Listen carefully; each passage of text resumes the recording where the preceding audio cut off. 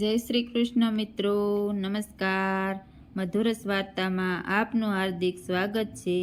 આજે હું તમને એક એવી સરસ કથા સંભળાવીશ કે ભાદરવા માસની અંદર પિતૃઓની તૃપ્તિ કેવી રીતે થાય છે. ભગીરથ રાજાની ગંગા અવતરણની આ કથા છે. એ કથા બતાવે છે કે કેવી રીતે ભક્તિ, તપસ્યા અને સંકલ્પથી અશક્ય કાર્ય પણ શક્ય બને છે. એક વખત સૂર્યવંશમાં ચગર નામના એક મહાન રાજા હતા. તેમણે એક વિશાળ અશ્વમેઘ યજ્ઞ કરવાનો સંકલ્પ કર્યો. યજ્ઞનો ઘોડો મુક્ત કર્યો અને ઘોડો દૂર સુધી ફરતો ગયો. પણ એક દિવસ ઘોડો કપિલ મુનિના આશ્રમમાં પહોંચી ગયો. સગર રાજાના 60,000 પુત્રો તે ઘોડાને ગોતતા અને ગુસ્સામાં ભરાઈ કપિલ મુનિ પર આરોપ મૂક્યો કે તેમણે જ આ ઘોડો ચોર્યો છે. કપિલ મુનિને આ વાતની કંઈ જાણ નહોતી. કપિલ મુનિ પણ ખૂબ ક્રોધિત થયા. તેમની આંખોમાંથી અગ્નિ પ્રગટ થયો અને એ જ ક્ષણે અગ્નિની જ્વાળાથી 60,000 પુત્રો બળીને ત્યાં ભસ્મ થઈ ગયા. રાજા સગર અત્યંત દુઃખી થયા વાતની જાણ થતાં. તેમણે ઋષિને પૂછ્યું કે તેમના પુત્રોનો ઉદ્ધાર કેવી રીતે થશે. ઋષિએ કહ્યું કે રાજન, તમારા પુત્રોની આત્માને તૃપ્તિ ત્યારે જ મળશે કે જ્યારે ગંગા માતા પૃથ્વી ઉપર આવી તેમની અસ્થિઓને સ્પર્શ કરશે. પણ ગંગા માતા તો સ્વર્ગમાં રહેતા હતા. તેમને પૃથ્વી પર લાવવાનું અત્યંત કઠિન હતું. પણ જો રાજા, તમારા વંશમાં કોઈ પણ રાજા ભક્તિ કરી ગંગાને લાવશે તો જ તમારા પુત્રોને તૃપ્તિ થશે. સગર રાજાના વંશમાં અંશુમાન રાજા આવ્યા. અંશુમાને ખૂબ તપ કર્યું પણ ગંગાજી ન આવ્યા.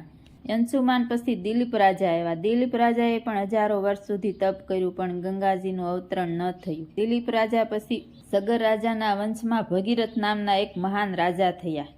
તેમણે નક્કી કર્યું કે પોતાના પૂર્વજોનો ઉદ્ધાર માટે કંઈ પણ કરવું જ છે. ભગીરથ રાજાએ વર્ષો સુધી હિમાલયમાં કઠોર તપસ્યા કરી અને ગંગા માતા પ્રસન્ન થઈને પ્રગટ થયા અને ભગીરથને કહ્યું કે પુત્ર, હું પૃથ્વી ઉપર તો ઉતરીશ પરંતુ મારા પ્રચંડ પ્રવાહથી પૃથ્વી વિખેરાઈ જશે. પહેલાં ભગવાન શિવને પ્રાર્થના કર જેથી તેઓ મારી ધારાને પોતાની જટામાં રોકી લે. ભગીરથે શિવજીને ઘોર તપસ્યા કરી. શિવજી પ્રસન્ન થયા અને કહ્યું કે ભગીરથ, તારી પિતૃભક્તિ અતિ છે. હું તારી જટામાં ગંગાને ધારણ કરીશ. અને એક દિવસ સ્વર્ગમાંથી ગંગા માતા પૃથ્વી ઉપર ઉતરી. પ્રથમ તેઓ શિવજીની જટામાં રોકાઈ ગયા અને પછી ધીમે ધીમે પૃથ્વી પર વિહાર કરવા લાગ્યા. ભગીરથ રાજા ગંગાના પ્રવાહને અનુસરતા ગયા અને ગંગાનું પવિત્ર જળ ત્યાં પહોંચતું ગયું.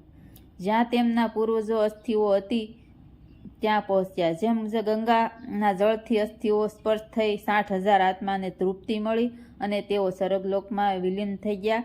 તો મિત્રો, ભગીરથ રાજાની આ કથા આપણને એમ શીખવે છે કે પિતૃભક્તિ કરતાં મહાન કોઈ ધર્મ નથી.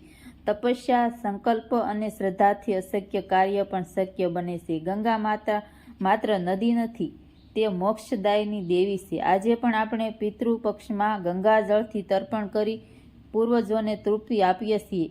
આપણે સૌ પ્રાર્થના કરીએ કે ગંગા માતાના આશીર્વાદ અમારા જીવનમાં હંમેશા રહે. જો તમને આ વાર્તા ગમી હોય તો અમારી ચેનલને લાઈક કરજો, શેર કરજો, સરસ મજાની કોમેન્ટ કરજો અને ચેનલને સબસ્ક્રાઈબ કરજો. ફરી મળશું આપણે નવી વાર્તા સાથે. ત્યાં સુધી બધાને જય શ્રી કૃષ્ણ.